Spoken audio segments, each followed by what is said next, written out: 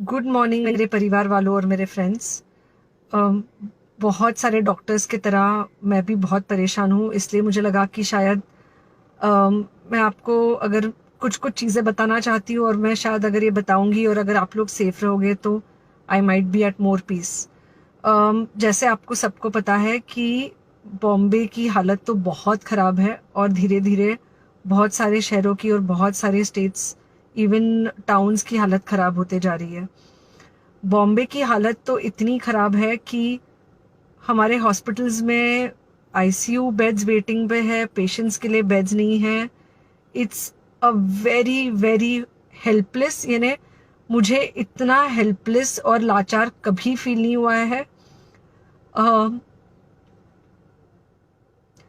We have to literally manage patients at home with oxygen, and this is not something we are enjoying. So I really want all of you to follow a few things that I really am requesting you to follow. First, आप लोग please safe रहो। अगर आपको लग रहा है कि आपको 1 साल से कोरोना नहीं हुआ है इसलिए आप कोई सुपर हीरो हो या आपकी इम्यूनिटी बहुत अच्छी है और आपको ऐसे कुछ नहीं होगा, तो आप गलत फहमी में हो। हम यंग लोगों को देख रहे हैं। I mean we have a 35-year-old who's on the ventilator and we are not able to help people now. So we do not want, we really don't want any of you to be in that situation. So sorry,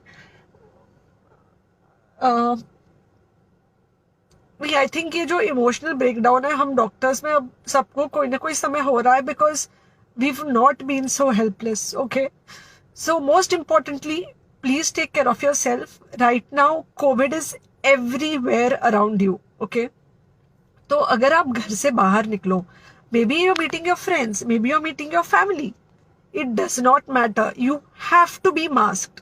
okay, just because आपको अभी 1 साल से corona नहीं हुआ है या आपको पिछले साल कोरोना होकर जा चुका है, इसका मतलब ये नहीं है कि आपको वापस कोरोना नहीं हो सकता। You can still get Covid. तो please keep yourself very well masked at all times. अगर आप घर से बाहर निकल रहे हो तो घर के बाहर निकलो, मास्क होना चाहिए। मास्क सिर्फ इधर नहीं, मास्क पूरा नाक से पूरा यहाँ तक होना चाहिए। दूसरी बात, अगर आपको कुछ होता है, अगर आपको बुखार आता है या कुछ होता है, पैनिक मत होइए। Do not get unneeded investigations done. Get in touch with me obviously immediately. And most importantly, आपके जो फ्रेंड्स है या कोई भी है उनको बोलो पैनिक में होकर एडमिट ना हुए हॉस्पिटल में। फिलहाल जो सिचुएशन है वो ऐसी है कि बहुत सारे हॉस्पिटल्स में स्टेबल पेशेंट्स एडमिट हो रहे हैं और बहुत सारे लोग जिनको एक्चुअली ऑक्सीजन की ज़रूरत है उनके लिए हमारे पास बेड नहीं है। इनफैक्ट हम लोग घर में लोगों को ऑक्सीजन देके मैनेज करने की कोशिश कर रहे हैं, और ये हमने पहले कभी नहीं किया है कि हम इतने सारे लोगों के लिए बेड्स ढूंढ रहे हैं, इतने सारे लोगों को घर में मैनेज करने की कोशिश कर रहे हैं। So please leave beds for people who actually need it, who have pneumonia, who need oxygen, and who will need to be under very close medical care.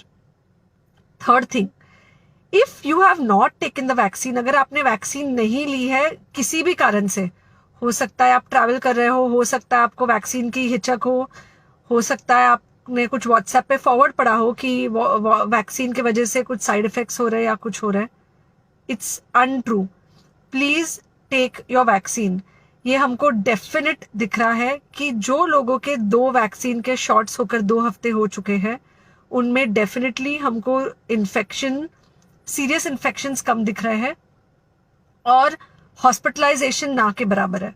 So the vaccine is definitely helping. Okay, so take care of your self, do not take COVID-19 lightly. Please pray for the people in the hospital and please pray for the families and the caretakers of all these people in the hospital. उनको आपके प्रार्थना की बहुत ज़रूरत है और सबसे ज़्यादा ज़रूरत है कि आप अपना ध्यान रखें।